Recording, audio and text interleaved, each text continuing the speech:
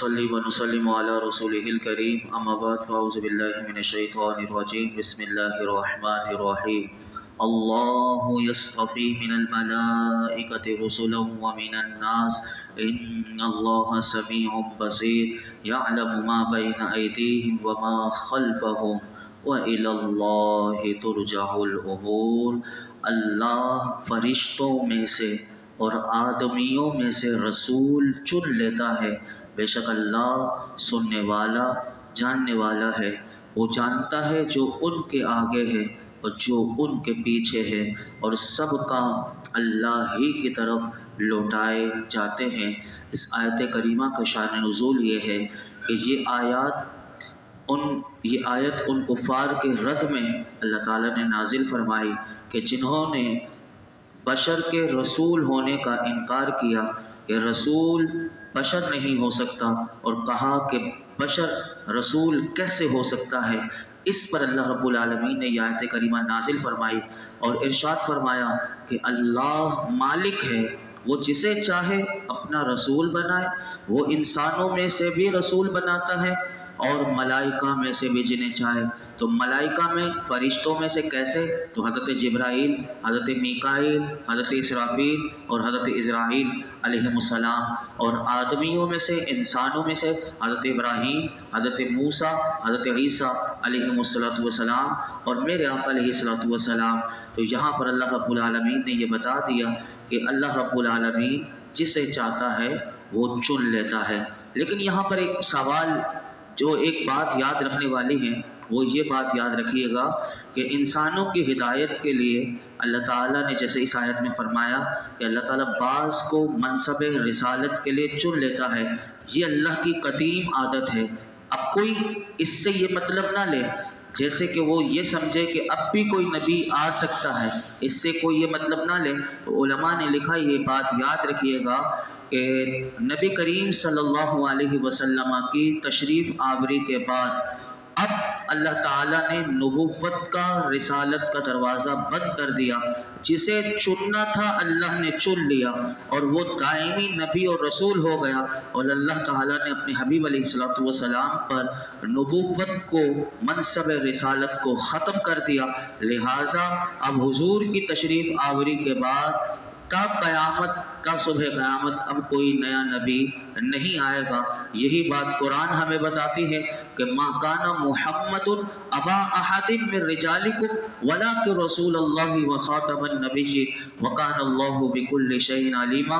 محمد صلی اللہ علیہ وسلم تمہارے مردوں میں سے کسی کے باپ نہیں ہیں، لیکن اللہ کے رسول ہیں اور سب نبیوں کے آخر میں تشریف لانے والے ہیں، اور اللہ سب کچھ جاننے والا ہے۔ یہ قرآن سے پتہ چلا، اور صحیح بخاری شریف میں حضرت ابو ہریرہ رضی اللہ تعالیٰ عنہ سے روایت ہے کہ رسول اللہ صلی اللہ علیہ وسلم نے ارشاد فرمایا کہ بنی اسرائیل میں انبیاء علیہ السلام حکومت کیا کرتے تھے۔ اب دیکھیے یہ سیاست جو ہے، حکومت کرنا یہ انبیاء کا منصب تھا، یعنی میرے آقا فرماتے بنی اسرائیل میں انبیاء علیہ السلام حکومت کیا کرتے تھے۔ جب ایک نبی کا وصال ہوتا تو دوسرا نبی ان کا خلیفہ ہوتا، لیکن میرے آقا نے فرمایا یاد رکھو میرے بعد ہرگز کوئی نبی نہیں ہے، ان قریب ہاں خلفاء ہوں گے اور کثرت سے ہوں گے۔ اور اسی طرح سنن ترمذی شریف میں بھی حدیث پاک یاد رکھنے والی یہ حدیثیں ہیں، ان کو یاد رکھنا چاہیے کہ حضرت انس بن مالک رضی اللہ تعالیٰ عنہ سے روایت ہے کہ نبی کریم رؤوف الرحیم صلی اللہ علیہ وسلم نے ارشاد فرمایا کہ بے شک رسالت و نبوت ختم ہو گئی تو میرے بعد نہ کوئی رسول ہے اور نہ کوئی نبی۔ اسی طرح اس کی دوسری آیت جو میں نے آپ کے سامنے پڑھی تھی، اللہ تعالیٰ نے اس آیت میں فرمایا کہ اللہ تعالیٰ دنیا کے امور کو بھی جانتا ہے اور آخرت کے امور کو بھی، اور فرمایا یا اس سے مراد یہ ہے اللہ تعالیٰ کو لوگوں کے گزرے ہوئے اعمال بھی اللہ تعالیٰ جانتا ہے، اور آئندہ لوگ کیا کریں گے ان کے احوال کا بھی علم اللہ تعالیٰ رکھتا ہے۔ آگے ارشاد فرمایا یا ایھا الذین آمنوا ارکعوا واسجدوا واعبدوا ربکم वफ़अलुल खैर लअल्लकुम तुफ्लिहून, ऐ ईमान वालो रुकू और सजदा करो और अपने रब की इबादत करो और अच्छे काम करो इस उम्मीद पर कि तुम फलाह पा जाओ। इस आयत में अल्लाह ताला ने मुसलमानों को 3 काम करने का हुक्म दिया। सबसे पहला काम कि फरमाया कि नमाज पढ़ो। नमाज के सबसे अफजल रुकन कौन से हैं? अगर ये सवाल हो तो याद रखिए कि नमाज के सबसे अफजल रुकन जो हैं वो रुकू और सजदा है। तो ये दोनों नमाज के साथ खास हैं। तो अल्लाह ताला ने गोया कि ये जिक्र फरमाया कि नमाज पढ़ो, ये नमाज का हुक्म दिया गया। दूसरा जो हुक्म अल्लाह ताला ने मुसलमानों को इस आयत में दिया वो फरमाया कि अल्लाह की इबादत करो। अब इसका क्या मतलब है? तो उलमा ने इसके 3 मतलब लिखे कि अल्लाह की इबादत करो। इसके 3 मतलब उलमा ने तफसीर में किए। पहला मतलब कहा कि इसका ये मतलब भी इससे मुराद हो सकता है कि तुम अपने रब की इबादत करो और उसके अलावा किसी की इबादत ना करो। दूसरा मतलब फरमाया कि इसका मतलब ये है कि इबादत करने से मुराद ये कि अल्लाह ने जो काम करने का तुम्हें हुक्म दिया है और वो काम करो और जिन कामों से मना किया उनसे बच जाओ और अपने रब की इबादत करो। ये दूसरा मतलब। तीसरा मतलब इसका ये बन सकता है कि फरमाया रुकू, सजदा और दीगर नेक आमाल को अपने रब की इबादत के तौर पर करो, क्योंकि इबादत की नीयत के बगैर अगर कोई सा भी अमल किया जाए, चाहे वो नमाज पढ़ी जाए, चाहे वो रुकू सजदे जो भी अमल किया जाए, तो फरमाया इबादत की नीयत से नहीं किया तो फरमाया ये इन अफ़आल को करना ये काफ़ी नहीं होगा जब तक कि क्योंकि इसमें इबादत की नीयत ना हो। और तीसरा काम करने का जो अल्लाह ने इस आयत में हुक्म दिया वो ये दिया कि नेक काम करो। नेक काम से क्या मुराद है?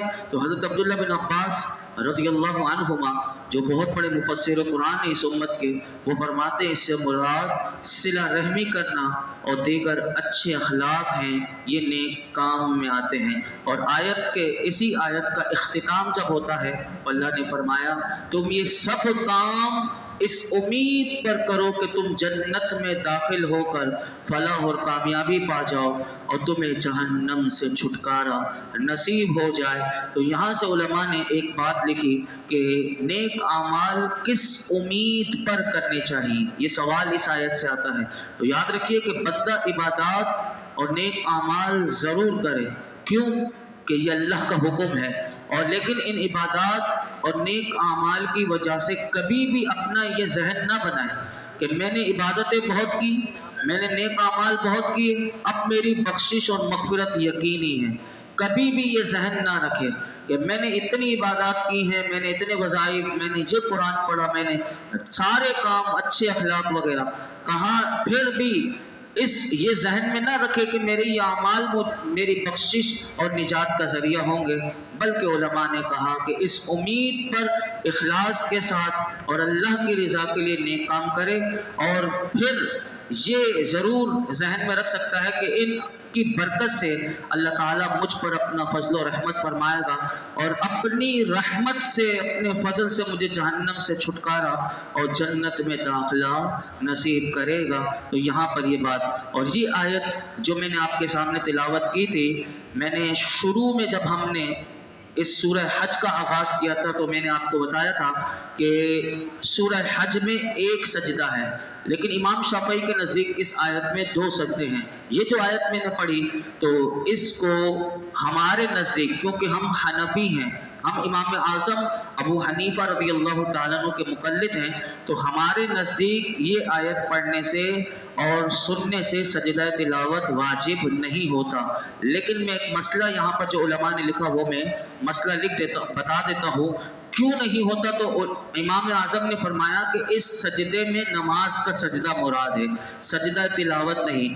लेकिन मसला याद रखिएगा कि अगर हमने किसी शाफ़ई मसलक के पीछे अगर नमाज पढ़ी कि वो शाफ़ई मसलक से ताल्लुक़ रखते हैं, जैसे हम मुक़ल्लिद हैं हनफी इमाम आज़म के, अगर कोई मुक़ल्लिद है इमाम शाफ़ई का और अगर हमने उनके पीछे नमाज पढ़ ली उस इमाम की इक्तिदा में और उसने अगर ये आयत तिलावत की तो फिर उलमा ने लिखा कि उसकी पैरवी में हम भी सजदा करेंगे। यानी इस आयत पर हम क्योंकि इमाम की पैरवी, इमाम की इक्तिदा वाजिब होती है। अगर इमाम ने सजदा किया तो हम भी सजदा करेंगे, लेकिन हनफी के पीछे ये हम सुनेंगे या पढ़ेंगे तो हमारे ऊपर सजदा नहीं है। आगे इरशाद फरमाया, आखिरी आयत 17वें पारे की, और आज 17वें पारे का इख्तिताम होगा। कल जिंदगी रही तो इंशाअल्लाह 18वें पारे का आगाज़ होगा। आखिरी आयत 17वें पारे की अर्ज करके मैं अपनी गुफ्तगू समेटूंगा। फरमाया, वजाहिदू फिल्लाहि हक़्क़ जिहादी वज्तबाकुम वमा जअल अलैकुम फिद्दीन मिन हरज मिल्लत अबीकुम इब्राहीम हुवा सम्माकुमुल मुस्लिमीन मिन क़ब्ल व फ़ी हाज़ा लियकून अर्रसूलु शहीदन अलैकुम व तकूनु शुहदाअ अलन नास फ़अक़ीमुस्सलाता व आतुज़्ज़काता वअतसिमू बिल्लाह हुवा मौलाकुम फ़निअमल मौला व निअमन नसीर। और अल्लाह की राह में जिहाद करो, जैसा जिहाद करने का हक है उसने तुम्हें मुंतखब फरमाया, और तुम पर दीन में कुछ तंगी न रखी, जैसे तुम्हारे बाप इब्राहीम के दीन में कोई तंगी ना थी। उसने पहली किताबों में और इस कुरान में तुम्हारा नाम मुसलमान रखा है, ताकि रसूल तुम पर निगहबान व गवाह हो और तुम दूसरे लोगों पर गवाह हो जाओ। नमाज कायम रखो और ज़कात दो और अल्लाह की रस्सी को मजबूती से थाम लो, वो तुम्हारा दोस्त है। और तो क्या ही अच्छा दोस्त और क्या ही अच्छा मददगार है। इस आयत में अल्लाह ताला ने 6 बातों का हुक्म दिया। 6 बातें अल्लाह ताला ने इरशाद फरमाई जो मैंने आपके सामने पढ़ी। नंबर 1, फरमाया, ए ईमान वालों, तुम अल्लाह की राह में अल्लाह के दीन के दुश्मनों के साथ ऐसे जिहाद करो कि जैसे जिहाद करने का हक है। और जिहाद करने में फरमाया तुम्हारी नीयत सच्ची हो और खालिस हो, और तुम्हारा ये अमल यानी जिहाद करना दीन इस्लाम की सरबुलंदी के लिए हो। नंबर 1। दूसरी बात, अल्लाह ताला ने तुम्हें अपने दीन और इबादत के लिए मुंतखब फरमाया, तो इससे बड़ा रुतबा और इससे बड़ी सआदत क्या हो सकती है। अल्लाहु अकबर। गौर तो कीजिए क्या अल्फाज में मिठास है कि दीन और इबादत के लिए मुंतखब जिसे अल्लाह ने कर लिया, तो इससे बड़ा रुतबा और इससे बड़ी सआदत क्या हो सकती है। तीसरी बात, फरमाया कि अल्लाह ने तुम पर दीन में कुछ तंगी ना रखी, बल्कि ज़रूरत के मौके पर तुम्हें सहूलत दी। कैसे दी? कहा तुम सफ़र में हो तो तुम नमाज को कसर कर लो, यानी 4 रकत वाली को 2 करके पढ़ो। और फरमाया सफ़र में हो, रोज़ा नहीं रख सकते, तुम बाद में रोज़ा रख लेना। सफ़र में रोज़ा छोड़ने की इजाज़त दी। इसी तरह तुम्हें पानी नहीं मिल रहा, पानी की तंगी हो गई, पानी तो है लेकिन तुम्हारे जिस्म में कोई बीमारी ऐसी है कि पानी तुम्हें नुकसान पहुंचा सकता है। कहा तुम्हें गुस्ल करना है, तुम्हें वुज़ू करना है, तो पानी है या नहीं है? पानी है लेकिन नुकसान पहुंचा सकता है। कहा तयम्मुम कर लो, तुम्हारा गुस्ल भी हो जाएगा, तुम्हारा वुज़ू भी हो जाएगा। तो ये अल्लाह ने इस दीन में आसानियाँ रखी हैं, तो इसीलिए फरमाया तुम इस दीन की पैरवी करो। ये 3 बातें। चौथी बात अल्लाह ताला ने फरमाया कि नबी करीम सल्लल्लाहु अलैहि वसल्लम का दीन आसान है। जैसे हज़रत इब्राहीम अलैहिस्सलाम का दीन आसान था, और हज़रत इब्राहीम अलैहिस्सलाम का दीन नबी अकरम सल्लल्लाहु अलैहि वसल्लम के दीन में दाखिल है। तो ये पता चला कि दीन हनीफी पर जो मिल्लत अबीकुम इब्राहीम, यानी हम मिल्लत हनफी भी हैं। मिल्लत हज़रत इब्राहीम अलैहिस्सलाम की मिल्लत जो है वो इस तरह है कि उनका दीन हमारे दीन में दाखिल है।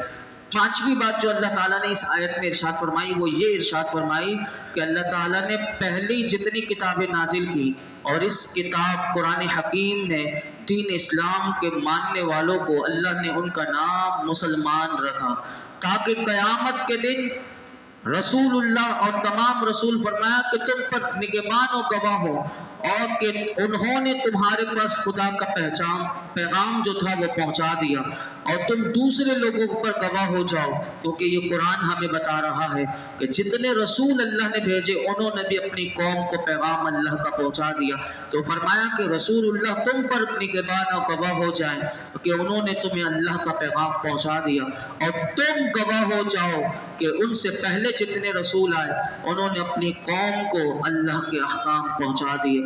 6ठी बात जो इस आयत में बयान हुई वो ये बयान हुई कि अल्लाह ताला ने तुम्हें ये इज्जत इज्जत और करामत अता फरमाई, तो तुम पाबंदी के साथ नमाज कायम रखो, ज़कात दो, अल्लाह के दीन की रस्सी को मजबूती से पकड़ लो और इस दीन पर कायम रहो। वो तुम्हारा मालिक और नासिर है, तुम्हारे तमाम उमूर का इंतज़ाम फरमाने वाला है।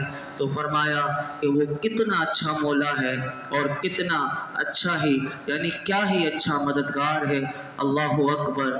उलमा ने ये बात लिखने के बाद जो एक बात जो ख़ास तौर पर इस आयत में बयान की वो सुन लीजिए। फरमाया इस आयत में अल्लाह ने जो पहली बात जो इरशाद फरमाई कि अल्लाह के दीन के दुश्मनों के साथ नफ्स, ख्वाहिशात और शैतान के ख़िलाफ़ जिहाद करना भी ये इसमें दाखिल है। शैतान की इंसान दुश्मनी यानी शैतान इंसानों का कितना बड़ा दुश्मन है उसके मकसद से खबरदार करते हुए अल्लाह ने क्या फरमाया।